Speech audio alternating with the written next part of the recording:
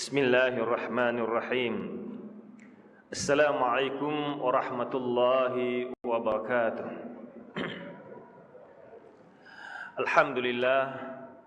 Alhamdulillahilladzi anzala ala 'abdihil kitaba wa lam yaj'al lahu 'iwaja qayyiman liyunzira ba'san syadida min ladunhu wa yubashshiral mu'minin الذين يعملون الصالحات أن لهم أجرا حسنا ماكثين فيه أبدا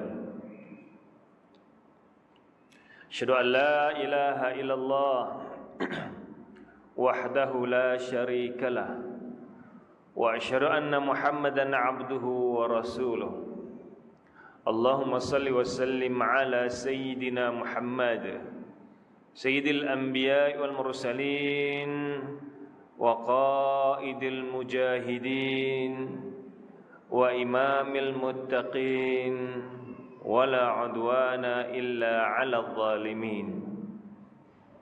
Yang saya muliakan tuan-tuan imam, tuan-tuan Bilal, para ahli jatuh kuasa masjid, para asatizah, para tuan-tuan guru, ibu-ibu, bapa-bapa serta anak sekalian, sidang hadirin hadirat rahimakumullah. Alhamdulillah, setinggi-tinggi kesyukuran kita aturkan pada Allah SWT. Pada saat dan ketika ini Allah masih memberikan kekuatan kita untuk datang ke rumah Allah yang mulia ini. Syukur pada Allah SWT. Allah memberikan keringanan tubuh kita untuk datang ke rumah Allah ini. Syukur pada Allah SWT. Allah masih melembutkan tubuh dan hati kita untuk rukuk dan sujud pada Allah SWT. Semoga tuan-tuan, puan-puan, hadirin, hadirat sekalian, kita dijemput oleh Allah SWT. Dalam hati, jiwa dan tubuh badan kita sentiasa tunduk, patuh, sujud dan rukuk pada Allah SWT. Ya ayyatuhan nafsul mutmainnah, irji'i ila rabbiki radiyatan mardiyah, fadkhuli fi ibadi wadkhuli jannati. Inilah seruan yang Allah berikan kepada jiwa yang beriman, pada mereka yang taat pada perintah Allah SWT, pada mereka yang sentiasa rukuk dan sujud pada Allah SWT. Wahai jiwa-jiwa yang tenang, irji'i ila rabbiki radiyatan mardiyah, kembalilah kamu menghadap Tuhanmu, kepada Tuhanmu dalam keadaan kamu radiyatan mardiyah, dalam keadaan kami radha dengan pertemuan ini, dan kamu diridai oleh Allah SWT. Fadkhuli fi ibadi wadkhuli jannati. Wahai kelompok orang beriman, fadkhuli fi ibadi, masuklah kamu bersama kelompok hamba-Ku yang aku radai, yang aku berkati. Fadkhuli jannati, masuklah kamu dalam syurga-Ku. Moga-moga tuan-tuan sekalian, Allah kurniakan kita ganjaran syurga di akhirat nanti, insya-Allah. Amin amin ya rabbal alamin. Sidang hadirin hadirat rahimakumullah. Malam ni saya sambung kembali perbincangan kita tentang mukjizat Al-Quran dan sains. Pada pertemuan yang pertama 2 bulan lepas, saya bicarakan tajuk daripada awal tentang mukjizat Al-Quran dan sains, di mana kitab Al-Quran merupakan kitab yang terakhir diturunkan oleh Allah SWT. Banyak kitab-kitab yang Allah turunkan, namun tidak ada satu pun daripada kitab ini yang Allah janjikan sendiri bahawa Allah akan menjaga keaslian kitab tersebut, melainkan Al-Quran. Ini keunikan Quran, tuan-tuan, tidak ada pada kitab-kitab yang lain. Begitu banyak kitab yang Allah turunkan ke muka bumi ini, menjadi panduan yang dibawa oleh para anbiya sebelum Nabi Muhammad sallallahu alaihi wasallam. Namun demikian, tidak ada satu pun kitab yang Allah turunkan ini Allah janji Allah akan menjaga keaslian kitab tersebut, melainkan Al-Quran.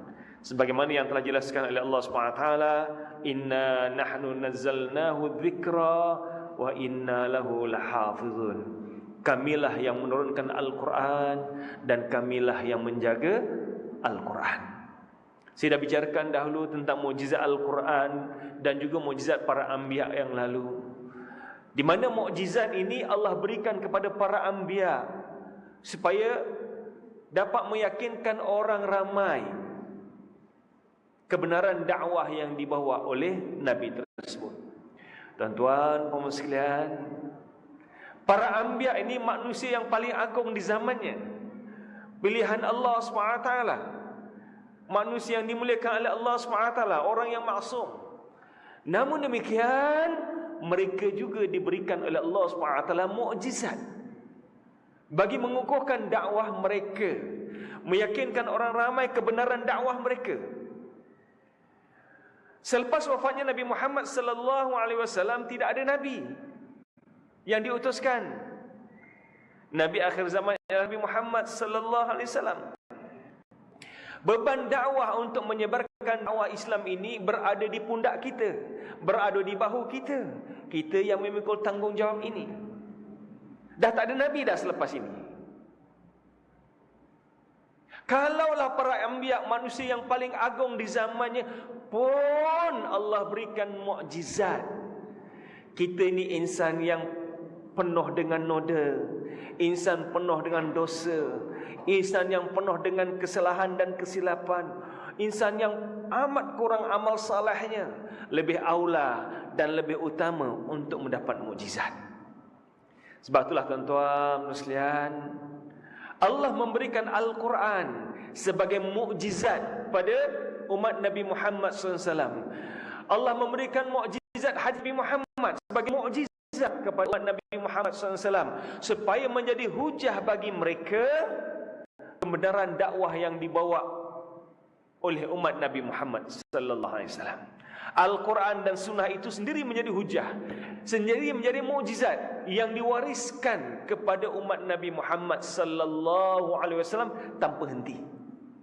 Berbanding dengan mukjizat anbiya yang lalu, dengan wafatnya Nabi tersebut, kalau tuan-tuan boleh jumpa tongkat Nabi Musa alaihissalam, tuan-tuan ambil tongkat Nabi Musa alaihissalam, nasihat tongkat Nabi Musa alaihissalam tidak boleh menjadi mukjizat untuk tuan-tuan, sebab mukjizat itu hanya untuk Nabi Musa alaihissalam.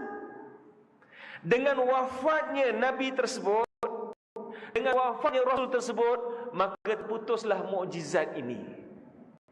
Namun mukjizat yang diwariskan kepada umatnya ialah mukjizat Nabi Muhammad sallallahu alaihi wasallam, iaitu Al-Quran dan Sunnah.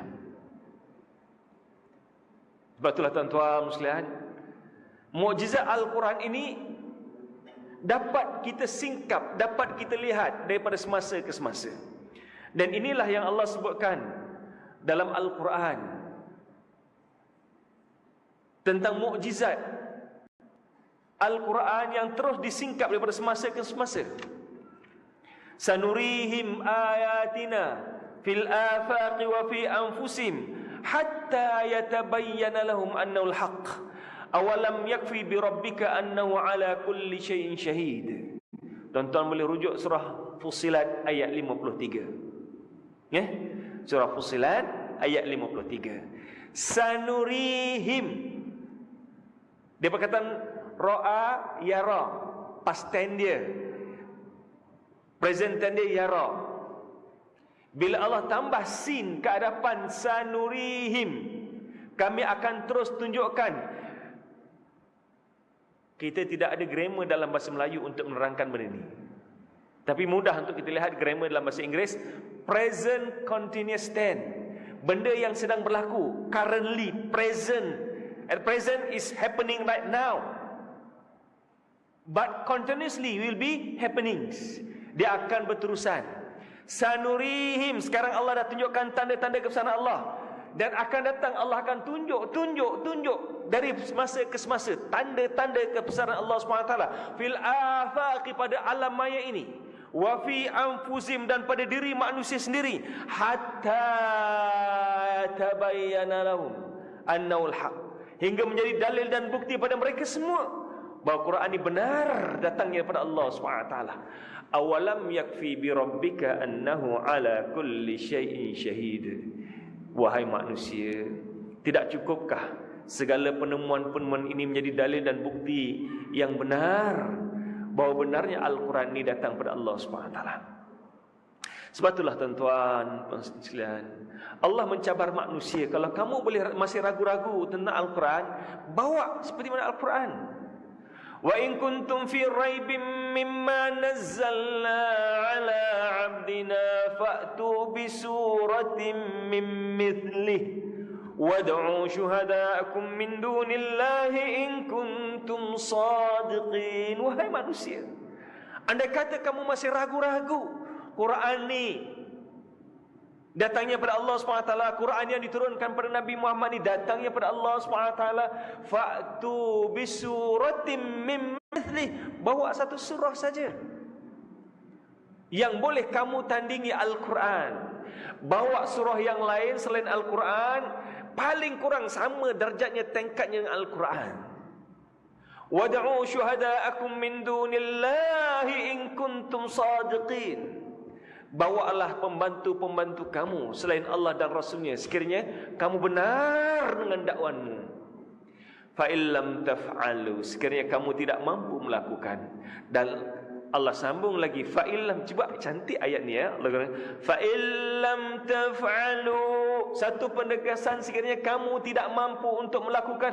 Walan taf'alu, Allah ulang second time tetapi dengan takkid forever.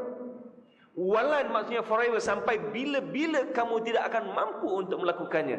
Fattaqun narul lati waquduhan nas wal hijarah. Wahai manusia, kalau kamu sedar kamu tidak mampu untuk melakukannya, tidak mampu untuk menandingi Al-Quran, takut pada api neraka Allah SWT yang bahan bakarnya pada tubuh manusia dan juga batu-batu.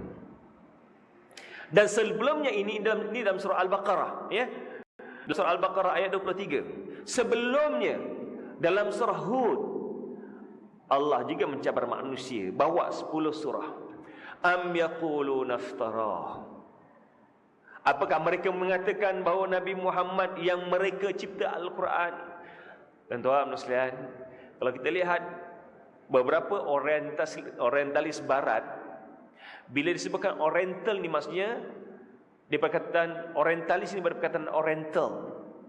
Ingat lagi kata-kata Alexander the Great, my dream is to unite the Oriental and the Occident. The Oriental and the Occident. Impian aku adalah untuk menguasai dunia barat, dunia Oriental, dunia timur, Occident, dunia barat. Jadi Oriental tu maksudnya sebelah timur. Orientalis ialah orang kafir, orang barat yang mengkaji tentang agama-agama timur, terutamanya agama Islam. Sebab itu panggil orientalis.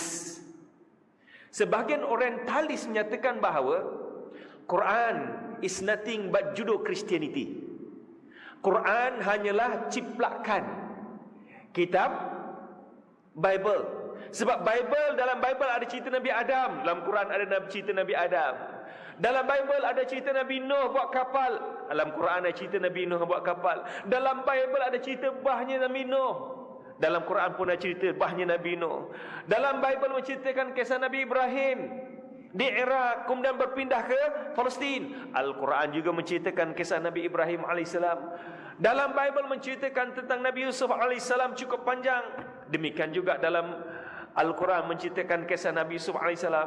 Dalam Bible menceritakan kisah Nabi Musa AS. Demikian juga dalam Quran menceritakan kisah Nabi Musa AS. So orientalis menyatakan bahawa Nabi Muhammad hanya menciplak, copyright, hanya mencedok idea yang ada dalam Bible. Tapi tuan-tuan sekalian, orang yang mengenali Nabi Muhammad dengan mudah menolak pandangan ini sebab Nabi Muhammad tak tahu baca. Nabi Muhammad tak tahu menulis. Nabi Muhammad tak tahu nak baca, macam mana dia nak ciplak. Dia tak tahu nak menulis, macam mana dia nak cedok idea apa yang dalam Bible.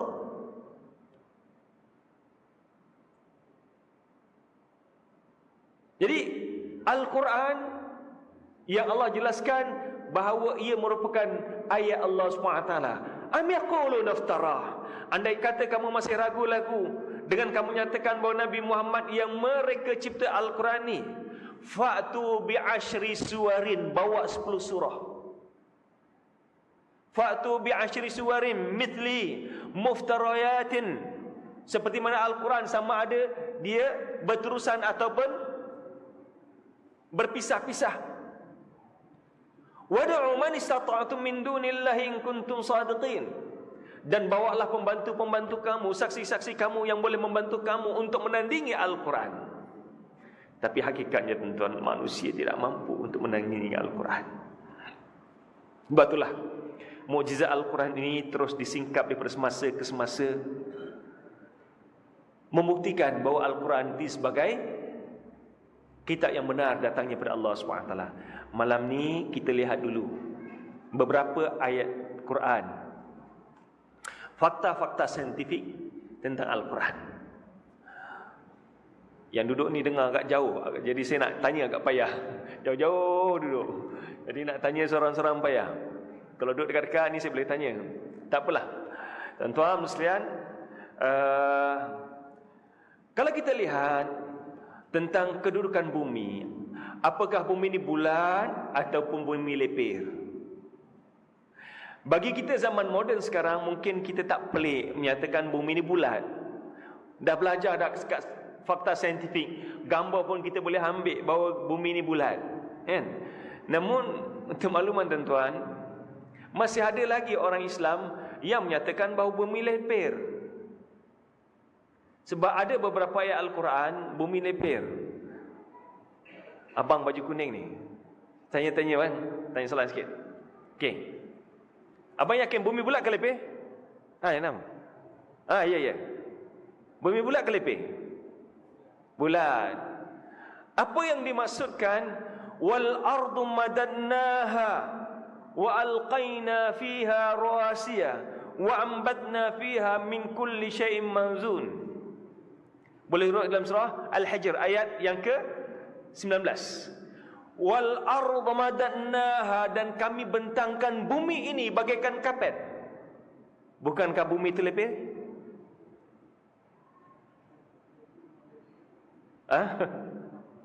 Macam mana?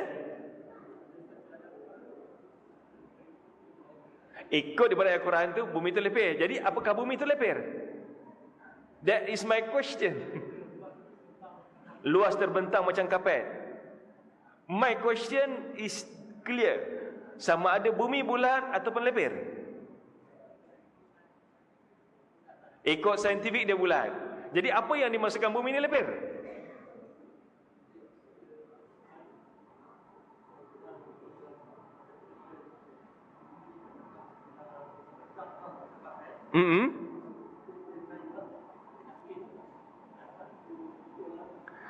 Ya, penjelasan kan, bumi terbentang macam kapet, ini penjelasan Al-Quran. Jadi kita perlu yakini. Tapi persoalannya ialah, saya nak tanyakan ni, para saintis menyatakan bumi ni bulat, tapi Al-Quran nampak ayat ni macam lepir. Saya baca ayat yang kedua, surah An-Nazi'at, ya, ayat yang ke-30.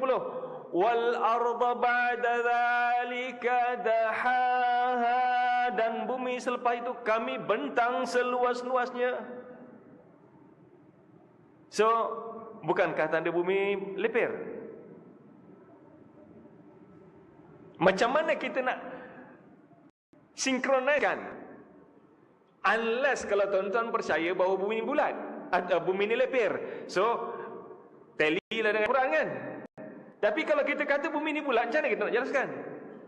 Sebab dulu tuan-tuan, ada bila para saintis menyatakan bahawa bumi bulat, ada di kalangan ulama Islam yang mengatakan kafir mereka yang kata bumi ini lepir, bulat, sebab dalam Al-Quran menyatakan bumi ini lepir. wal arda madadnaha wa alqaina rawasiya wa ambatna fiha min kulli syai'in bahish. Dalam surah Qaf ayat yang ke-7. Wal arda madadnaha, dan kami bentangkan bumi sela-selanya bagaikan kapet. 3 ayat saya bawa. Macam ni? Ada lagi nak tambah? Macam mana bang?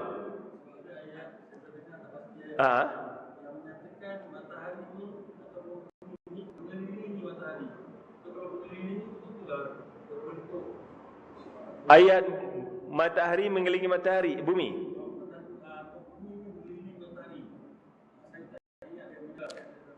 Ayat yang saya tahulah, tidak ada ayat Quran yang menyatakan bahawa matahari mengelilingi bumi. Tetapi ayat menyatakan matahari berputar ada. Wasyamsu tajri limustaqarril lah. Ini tuan-tuan baca dalam surah Yasin kan? Dia dah hafal dah pun. Wasyamsu tajri, ini satu lagi perkara yang saya akan bincangkan kemudian. Ayat ini menjelaskan bahawa matahari berputar. Wasyamsu tajri limustaqarril laha dzalika taqdirul azizil alim. Dan matahari beredar ikut ketentuan yang ditentukan oleh Allah SWT. Itulah ketentuan Allah yang Azizul Alim, Allah yang Maha Perkasa lagi Maha Mengetahui. Sama ayat ni lebih kurang dengan surah Ar-Rahman ayat yang ke-6. Asy-syamsu wal qamaru bihusban. Matahari dan bulan beredar ikut ketentuan yang ditentukan oleh Allah Subhanahu wa taala. Tetapi ini konteks yang berbeza. Itu menyatakan bahawa matahari beredar. Beredar min berputar. Ya? Ambil contoh. Bumi berputar di atas paksinya dengan kelajuan yang tuan-tuan tak boleh nak bayangkanlah, terlampau laju tuan-tuan. Bumi berputar di atas paksinya dengan kelajuan 1760 km sejam. Tuan-tuan tak pernah naik kereta selaju tu. Betul ke betul? Tanpa kita sedari ni, kita duduk ni, bumi berputar dengan kelajuan 1760 km sejam. Terlampau laju.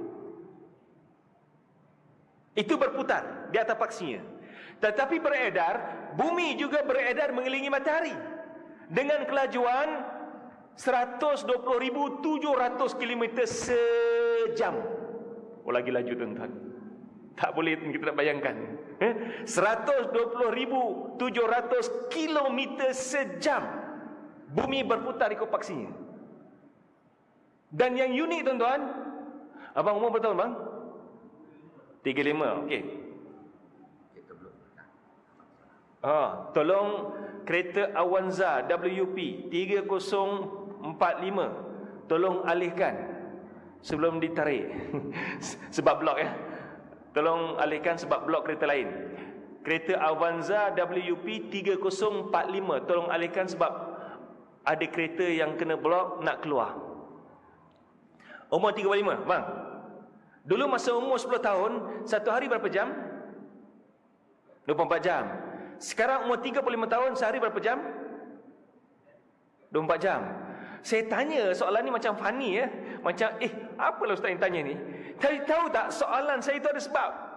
Berarti bumi dulu, daripada dulu kita kecil sampai kita tua ni berputar dengan konsisten 1760 km sejam, tanpa kurang, tanpa laju. Kalau dia, aku dah penat lah, aku nak slow sikit, berarti sehari mungkin jadi 25 jam, 26 jam. Tetapi bumi berputar dengan kelajuan yang konsisten. Dan setahun 365 hari kan? 365 1/4 hari. Tak pernah berubah daripada dulu sampai sekarang tuan-tuan. Berarti kelajuan bumi berputar ikut orbitnya mengelilingi bumi dengan kelajuan 120,700 km sejam, tak pernah berubah. Ini Allah sebutkan bahawa apa yang Allah ciptakan ini bergerak ikut peraturan yang telah Allah tentukan. Allah wa kullun fi falaki yasbahun. Allahu akbar. Tuan-tuan baca dalam surah Yasin ni. InsyaAllah nanti kalau ada masa yang panjang saya akan ulas balik. Wa kullun fi falaki yasbahun ni tentang bagaimana berlakunya gerhana. Gerhana matahari, gerhana bulan. Sebab setiap sesuatu bergerak ikut falak yang telah diaturkan oleh Allah SWT. That's why kenapa ahli astronomi dapat detect bila akan berlakunya gerhana. Sebab pergerakan matahari, pergerakan bumi, pergerakan bulan ikut orbit ketentuan peraturan yang telah diaturkan oleh Allah SWT. Tak berubah. Tahun depan nak berlaku gerhana matahari. Para saintis dah tahu dah. Beberapa bulan lagi nak berlaku gerhana bulan. Para saintis dah tahu. Dan para saintis boleh ukur apakah gerhana penuh atau gerhana separuh. Semua mereka tahu. Hatta tuan-tuan, belum masuk isyak sekarang. Tapi tuan-tuan dah tahu tak pukul berapa masuk isyak. Besok masuk isyak pukul berapa kita dah tahu dah. Itu adalah sebab Allah ciptakan segala yang ada ini berputar ikut peraturan yang Allah tentukan. Wa kullun fi falakin yasbahun. Allahu akbar tuan-tuan. Semua yang ada hidup ni ikut peraturan Allah SWT. Cuma manusia dan jin yang engkar pada Allah SWT tuan-tuan. Makhluk yang lain taat tunduk patuh pada perintah Allah SWT. Tuan-tuan, ambillah batang tebu, ambillah batang ubi, cuba tanam batang ubi ni terbalik, pucuknya ke bawah, pangkalnya yang atas. Bila tumbuh macam mana? Akar ni atas, pucuk ke bawah ke? Dia tetap pusing. Macam mana kita buat, akar dia akan pusing juga ke bawah, pucuk ni akan, walaupun dia ke bawah, dia akan naik ke atas juga. Itu ketentuan Allah SWT. Tuan-tuan, tanamlah tebu di sebelah pokok padi, di sebelah pokok cili. Tebu tu tetap manis, cili tetap pedas. Walaupun bersebelahan, cili tak jadi manis, tebu tak jadi pedas. Itu ketentuan Allah SWT. Tapi manusia tuan-tuan yang tidak tunduk patuh pada perintah Allah SWT. Okey, balik pada soalan tadi. Saya jawab soalannya. So, apakah bumi ini bulat ataupun lepeh? Orang dulu tuan-tuan takut nak berlayar jauh. Dia berlayar, katalah ni lautan ya. Ni berlayar lautan. Dia berlayar macam ni. Mereka takut nak berlayar jauh. Takut bila sampai di penghujung dunia jatuh, hilang. Dah tak boleh balik. Sebab tu mereka takut nak berlayar jauh. Sebab ada penghujung dunia. Bumi ini lepir. Tapi setelah terciptanya satelit, kita boleh ambil gambar. Terciptanya kapal terbang, kita boleh ambil gambar bumi. Dan terbukti memang bumi ini bulat. There is no doubt. Kita tak boleh katakan bahawa bumi ini flat. Bumi ini yang bulat. Tetapi macam mana pula kita nak tafsirkan ayat Quran ni? Seolah-olah macam abang tadi sebutkan, bumi lepir kan? So how do we understand ayat-ayat ni menyatakan bumi ni bulat? Tuan-tuan, kalau tuan-tuan fahami ayat ni adalah dalil bahawa bumi bulat, bukan lepeh. Kenapa saya kata demikian? Okey, cuba tuan-tuan tengok ya. Katalah ni permukaan bumi ya. Ni permukaan bumi. Al-Quran menjelaskan wal arda madatnaha wa alqaina fiha rawasiya. Dan kami bentangkan bumi seluas-luasnya, dan kami jadikan paksi-paksi ataupun pasak-pasak bumi. Tentang pasak bumi saya akan jelaskan kemudian. Katalah ni permukaan bumi. Bumi terbentang luas. Tuan-tuan berdiri di atas sini, tuan-tuan akan nampak bumi terbentang luas. Tapi akan ada satu titik nanti, kalau kita berdiri di sini, kita tidak nampak bumi terbentang depan kita. Betul? Depan kita tidak ada hamparan bumi.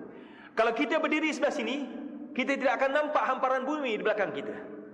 Kalau kita berdiri sebelah sini, kita tidak nampak hamparan bumi di sebelah kita, sebelah kanan.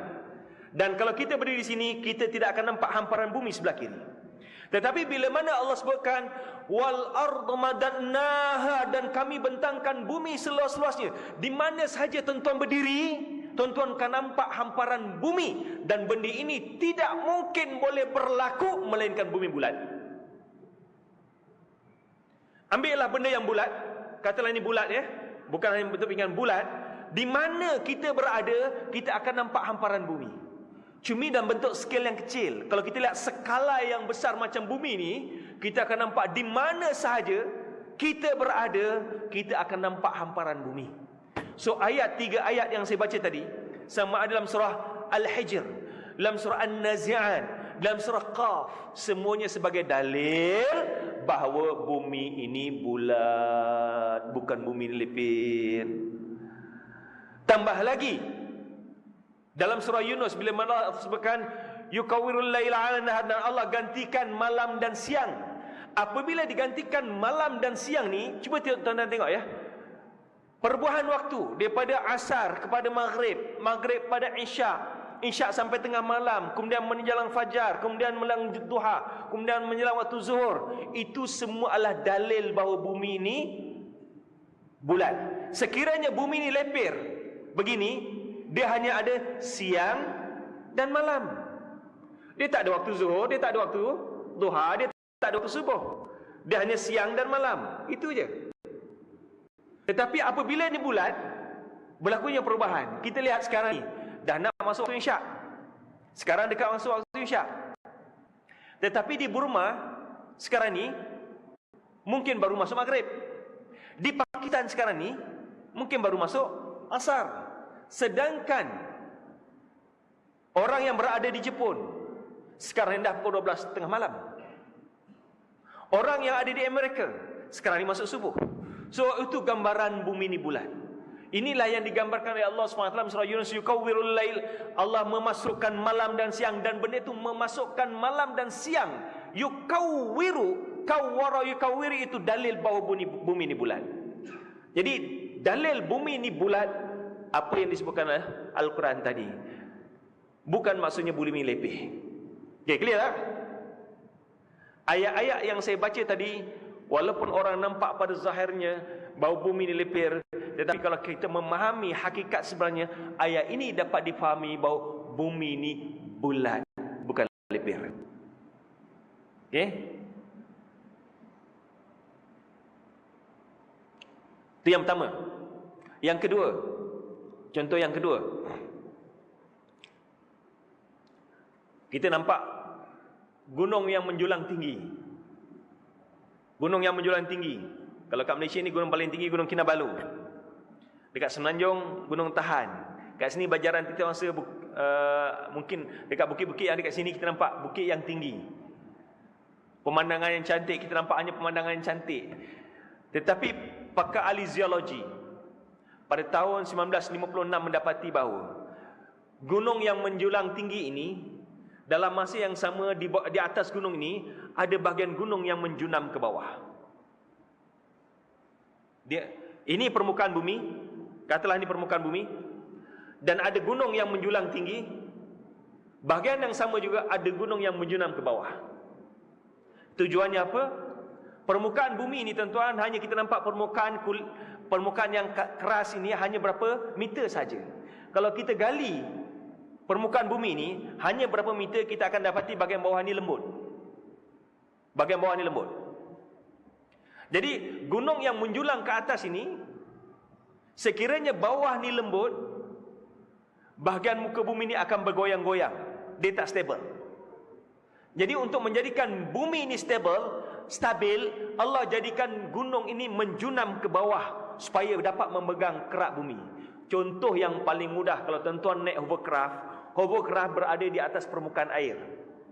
Dan apabila berlakunya ombak, hovercraft akan bergerak, bergoyang-goyang. Kita naik sampan biasa dia tenggelam sikit, dia atas permukaan air. Ada ombak, sampan kita akan bergoyang-goyang. Tetapi cuba tuan-tuan tengok kapal yang meredah lautan yang dalam, separuhnya menjulang ke atas, sebahagiannya menjunam ke bawah. Sebahagian berada di atas air, sebahagian berada di bawah air. So yang berada di bawah air ni memegang, sebab air ni lembut. Jadi kapal ni akan jadi stabil dengan bahagian bawah tu berada dalam air. Ini contoh yang paling mudah untuk kita nampak. Jadi kalau kita nampakkan kat sini, ini adalah permukaan bumi, ini gunung. Yang tuan-tuan nampak di gunung ni, sebahagian dia naik, yang sebahagian menjunam ke bawah, supaya bumi kita tidak bergerak-gerak. Dan kewujudan gunung-gunung di beberapa tempat ini adalah bagaikan pancang-pancang yang diletakkan. Contoh yang mudah tuan-tuan, kalau kita buat kemah. Orang dulu buat kemah kan, sini ada kayu, sini ada palang. Kemudian kemah tu kita letak macam ini, lepas tu kanan dan kiri kita ikat tali dan kita pacakkan kayu. Itulah nama pasak.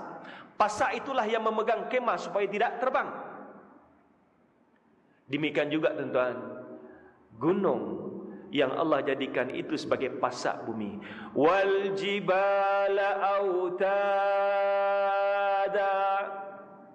dan gunung kami jadikan sebagai pasak pada bumi. Benda ini hanya diketahui pada kurun ke-20, tuan-tuan. Wal jibala autada, Allah dah sebutkan 1400 tahun yang lalu bahawa bumi ini sebagai, gunung ini sebagai pasak. Wal jibal, jibal maksudnya gunung. Dalam surah Al-Hijr yang saya baca tadi, wal arda madadnaha wa alqaina fiha rawasiya, dan kami letakkan dia pasak-pasak, ditemui pada kurun ke-20, tetapi Al-Quran dah sebutkan 1400 tahun yang lalu. Bagaimana Nabi Muhammad sallallahu alaihi wasallam, seorang yang tak tahu baca, seorang yang tak pernah pergi sekolah, seorang yang tak tahu menulis, boleh menceritakan fakta 1400 tahun yang lalu, sedangkan ia hanya diketahui pada zaman kita sekarang. Allahu Akbar. Wa ma yantiqu 'anil hawa in huwa illa wahyuha. Nabi Muhammad tak cakap ikut hawa nafsu, melainkan wahyu pada Allah Subhanahu wa taala. Contoh yang terakhir, mungkin contoh yang terakhir tuan ya, dari kawan waktu Isyak. Saya nak tanya ibu-ibu jauh kat belakang, tak nampak, tak boleh nak tanya.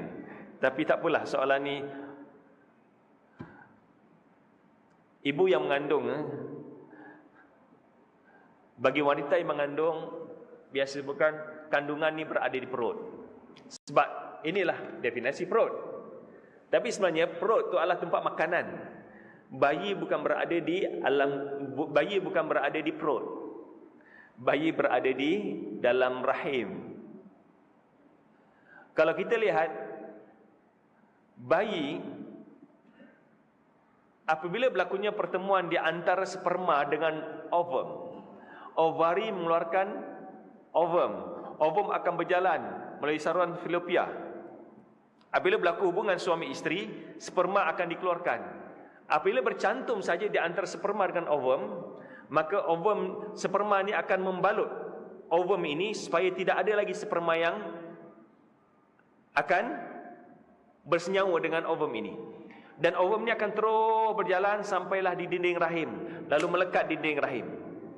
Kemudian ia disalut oleh plasenta, ataupun kita bahasa Melayu panggil uri. Ini lapisan yang pertama.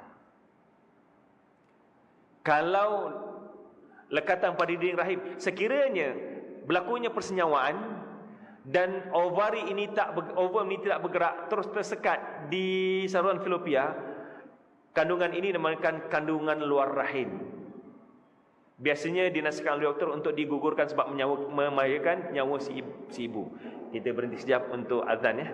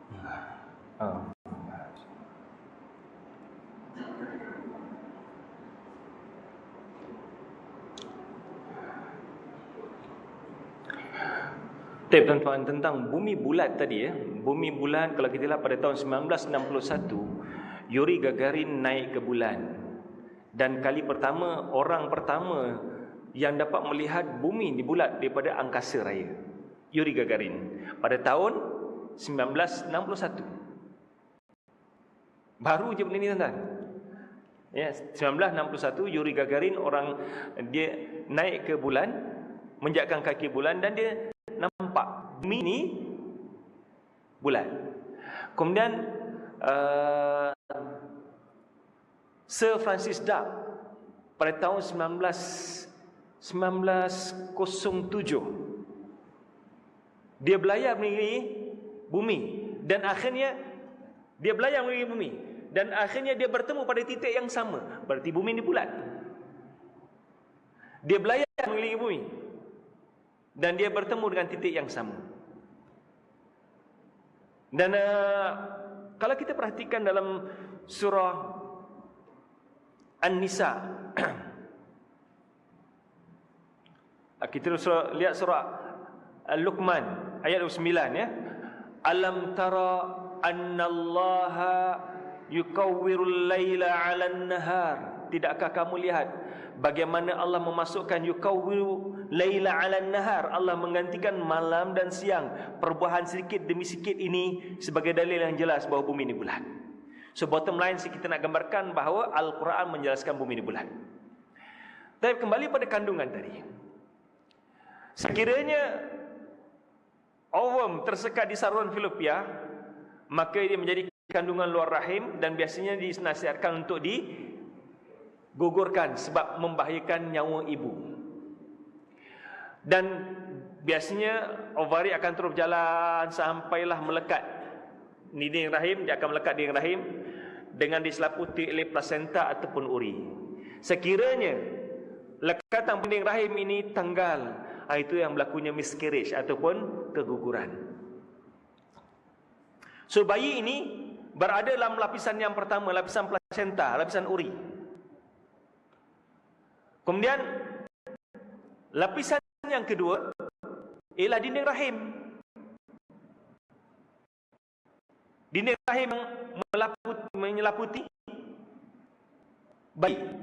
Lapisan yang ketiga ialah kulit luar, kulit luar. Kalau kita lihat ya, ni perut, sebenarnya perut yang isi makanan ke atas ni. Orang dulu tak tahu, tuan-tuan, ni kata ni perut, ni semua ni perut. Tapi perut yang berada makanan ni adalah bahagian atas. Yang bahagian bawah ni rahim. So bayi berada di bahagian bawah sini, bukan berada di atas. Lepas tu orang kalau sakit gastrik, dia rasa ke atas ni, sakit ulu hati, bahagian perut ni ke atas. So rahim bahagian bawah. Jadi rahim, walaupun dia bersentuhan dengan perut yang berisi makanan, dia tidak ada direct hubungan dengan perut. Bayi tak dapat makanan yang kita makan ni tak boleh masuk dalam mulut bayi. Sebab tu tuan-tuan, minta maaf kalau ada guru-guru sejarah di sini. Saya meragui peristiwa Sultan Mahmud mangkat di Julang.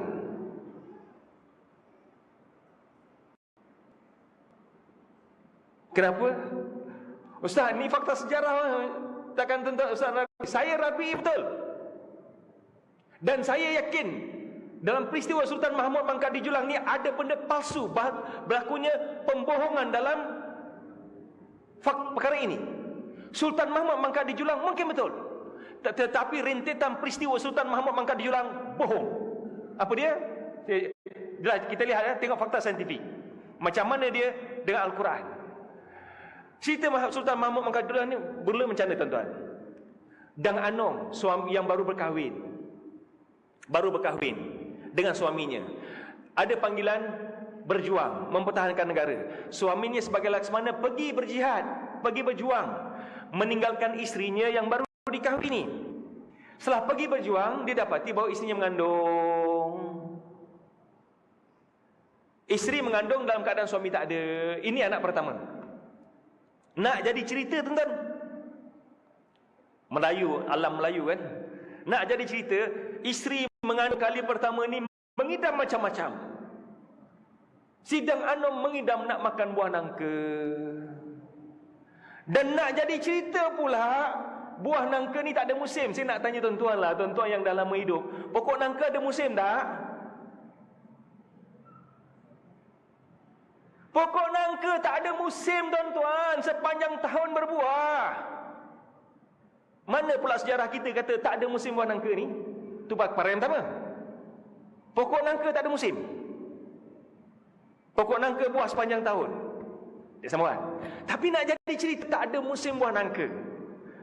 Dan nak jadi cerita pula, ada satu pokok nangka yang berbuah. Cantik kan dia punya olahan cerita? Dan nak jadi cerita pula, satu pokok nangka yang berbuah ni sebiji aja berbuah. Allahu Akbar. Dan kebetulan pula Sultan pergi melawat kawasan tersebut, nampak buah nangka ni, minta buah ni untuk Sultan. Nah, Dang Anom mengidam buah nangka, satu saja buah nangka, dan kebetulan pula nangka masak ketika itu. So nangka pun dipetik. Dang Anom merayu pada pengawal ni supaya bagilah nangka ni pada dia sikit. Wahai pengawal, bukan patik yang nak makan nangka ni, bayi yang batik yang saya kandung ni lah yang nak makan buah nangka. Kesian sangat pada Dang Anom. Lalu pengawal ni pun tebuklah buah nangka, bagi seulas pada Dang Anom. Dang Anom pun makan. Nangka ni bawa ke istana, disembahkan kat Sultan. Bila Sultan nampak nangka ni dah tebuk, Sultan murka. Siapakah yang berani mengambil hak Sultan? Pengawal takut. Bagi tahulah Dang Anom sebenarnya. Dipanggil Dang Anom. Dang Anom merayu-rayu, tuanku ampunkan patik tuanku, bukan beta yang makan, bukan patik yang makan buah nangka ni tuanku. Yang makan buah nangka ni anak patik yang ada dalam kandungan. Sultan tak boleh terima, Sultan tak percaya. Lalu diperintahkan supaya belah perut Dang Anom, nak buktikan bayi itu makan buah nangka. Dang Anom merayu-rayu, tuanku, suami patik sedang berjuang untuk negara. Tapi Sultan tak puas hati, belah juga perut Dang Anom. Dan apabila dibelah perut Dang Anom, betul bayi ni makan nangka. Pernah dengar cerita ni tak? Ini cerita bohong tuan-tuan. Mana bayi makan nangka? Bila mak makan nangka, bayi makan nangka, bohong. Bayi dapat makanan daripada tali pusat. Kalau gitu tuan-tuan, makan, ibu makan kambing, anak pun makan kambing ke? Ibu makan nasi biryani, anak pun makan nasi biryani. Tak, itu tak betul. Orang dulu boleh ditipu sebab benda ni tak tahu. Tetapi dengan fakta saintifik didapati bahawa bayi bukan berada dalam perut, bayi berada dalam rahim. Dan apa yang dimakan oleh ibu masuk dalam perut ini tidak dimakan oleh bayi dalam rahim. Sebab itu saya katakan ada penipuan fakta sejarah kat sini. Benda tu tak betul. Sultan Mahmud mangkat di Julang mungkin betul. Tapi rentetan peristiwa Sultan Mahmud makan di Julang tu palsu, tak betul. Al-Ustaz, ni mukjizat. Ya tuan-tuan, kita nak ukur benda ni bukan masalah mukjizat tak mukjizat. Bukan masalah karamah tak karamah. Tapi bila katakan manusia biasa, kita lihat pada keadaan secara umum. Alaina bizzawahir wa ilallah bisarair. Kita menghukum benda yang zahir, pada Allah kita serahkan yang batin, kita tak tahu. Zahirnya manusia berada di alam rahim tuan-tuan. Ya? Dan kalau kita lihat apa yang Allah sebutkan dalam surah Az-Zumar ayat yang ke-6. Huwallazi ja'ala lakum fi butuni ummahatikum khalqan min ba'di khalqin fi dhulumatin thalath. Dialah Allah SWT yang menjadikan kamu dalam perut ibu. Bila kita katakan perut ni, bukan perut yang makanan, perut yang luar ni. Termasuklah bahagian rahim bawah ni, seluruh ni nampak perut. Khalqan min ba'di khalqin, kejadian selepas kejadian yang lain. Fi dhulumatin thalath, dalam 3 kegelapan. Tuan-tuan sekalian, zaman Nabi Muhammad orang tak tahu alam kandungan tuan-tuan. Tetapi bagaimana Nabi Muhammad boleh menjelaskan 3 lapis kegelapan ini? Lapisan yang pertama, lapisan plasenta ataupun uri. Lapisan yang kedua, lapisan rahim. Lapisan yang ketiga, lapisan kulit luar ini. Dan ini terbukti fakta saintifik 3 lapisan ini, sedangkan Al-Quran sebutkan 1400 tahun yang lalu. Allahu Akbar. Macam mana Nabi Muhammad boleh menceritakan perkara ini kalau bukan wahyu pada Allah SWT? Wa ma yantiqu 'anil hawa in huwa illa wahyuha. Rasulullah tak cakap ikut hawa nafsu, melainkan wahyu pada Allah SWT. Tentang alam kandungan ini, tuan, tentang kejadian bayi di alam kandungan ini, terlampau banyak fakta-fakta saintifik yang baru kita ketahui. Tetapi Al-Quran telah menjelaskan 1400 tahun yang lalu. Semuanya yang saya ceritakan ni tuan-tuan, saya bukan nak cerita tentang ilmu biologi, ya. Saya bukan nak cerita tentang ilmu geografi pada tuan-tuan. Saya bukan nak cerita tentang ilmu zoologi, ilmu kaji bumi. Tetapi dalam cara Al-Quran memberikan hidayah pada manusia ini dengan cara-cara yang berbeza-beza. Zaman Nabi, ilmu yang hebat ketika itulah ilmu sastra. Mukjizat Al-Quran dapat dilihat daripada ilmu sastra. Zaman moden kita sekarang ni, ilmu yang hebat ialah ilmu sains. Al-Quran juga membicarakan tentang fakta-fakta saintifik yang tidak pernah terbayang dalam pemikiran manusia sebelum ini. Dan penemuan-penemuan ini menjadi dalil dan bukti benarnya Al-Quran pada Allah SWT. Itu perkara yang pertama. Benarnya Quran datangnya pada Allah SWT. Ini conclusion yang saya nak bagi. Benarnya Al-Quran dan hadis Nabi, Al-Quran datangnya pada Allah SWT. Yang kedua, walaupun Al-Quran diturunkan 1400 tahun yang lalu, Al-Quran masih lagi relevan untuk zaman kita sekarang ni. Bukan Quran hanya sesuai untuk zaman unta. Bila kita katakan Quran ini sesuai untuk zaman kita, berarti hidayah Al-Quran sesuai untuk zaman kita sekarang juga. Hukum mahkamah Al-Quran sesuai untuk zaman kita juga. Peraturan Al-Quran sesuai untuk zaman kita juga. Perundungan Al-Quran sesuai untuk zaman kita juga. Syariat Al-Quran bukan hanya sesuai untuk zaman unta, bahkan sesuai juga untuk zaman kita. Dan ini Allah tanya kepada kita, wailun yawma idzil lil mukadzibin, neraka wail bagi mereka yang mendustakan ayat Allah SWT. Fa bi ayyi haditsin ba'dahu yu'minun, wahai manusia, selepas Al-Quran apakah ada lagi kitab yang lain yang kamu nak yakini? Selepas hidayah Al-Quran apakah ada hidayah lain yang lebih benar? Selepas peraturan Al-Quran apakah ada peraturan lain yang lebih baik? Selepas panduan Al-Quran apakah ada panduan lain yang lebih benar?